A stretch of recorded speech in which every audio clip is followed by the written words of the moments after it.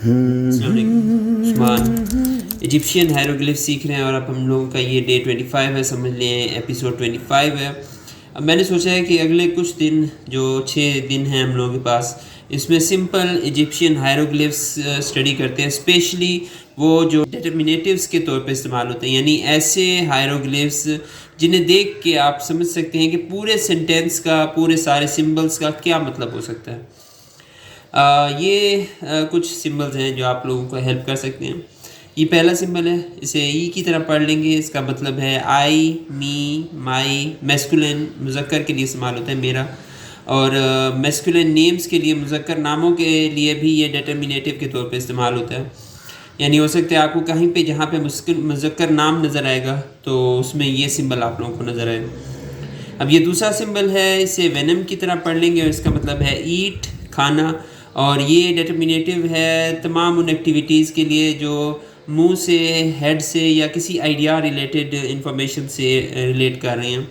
आप अगर फ़र्ज़ किया कोई सिंबल देखते हैं, उसमें आपको समझ नहीं आती लेकिन ये नज़र आता है ये सिंबल, तो आप अंदाज़ा लगा सकते हैं कि शायद माउथ की या दिमाग की या किसी आइडिया की बात हो रही है इन सिंबल्स के अंदर। अब ये जो सिंबल है इसे यमन की तरह पढ़ लेंगे और इसका मतलब है छुपना। एक बंदा दीवार के पीछे क्राउचिंग छुप रहा है, क्राउचिंग करता हुआ नीचे झुका हुआ है और छुप रहा है। ये डिटर्मिनेटिव है उन तमाम सिंबल्स के लिए जिनमें छुपने से रिलेटेड या कोई राज से रिलेटेड बात हो रही है।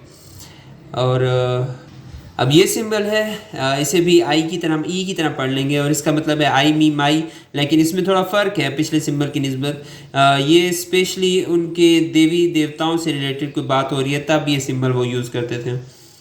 और आखिर में अब ये सिंबल है, इसे जेड की तरह पढ़ लेंगे और ये मुअन्नस को शो करता है, वुमेन को। और डिटर्मिनेटिव है फेमिनिन नेम्स के लिए, यानी मुअन्नस किस्म के जो नाम हैं उनके लिए ये डिटर्मिनेटिव के तौर पे भी इस्तेमाल हो जाएगा। तो ये कुछ सिंबल्स थे इजिप्शियन हायरोग्लिफ्स के जो डिटर्मिनेटिव्स के तौर पे भी इस्तेमाल होते हैं। यानी आपने अगर इन सिंबल्स को सीख लिया तो काफ़ी हद तक आप बाकी सिंबल्स को समझना भी सीख जाएंगे। तो ये डिटर्मिनेटिव्स का एक बड़ा फ़ायदा है, तो मैं कहीं अब आप लोगों के साथ शेयर करूँगा आगे से। जज़ाकुमुल्लाह खैर।